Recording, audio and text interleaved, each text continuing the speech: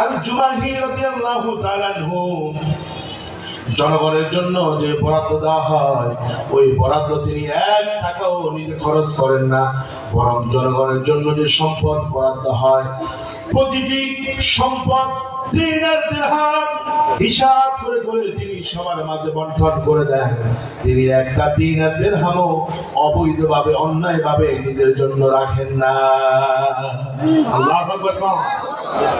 তিনি সব জনগণকে দিয়ে দেন।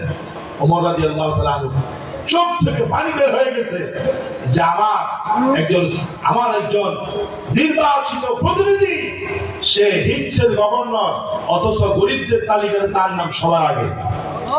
হযরত ওমর রাদিয়াল্লাহু তাআলা ভিন্নভাবে সাইদ ইবনে আমির আল জুমাহির জন্য 1000 দিনার একটা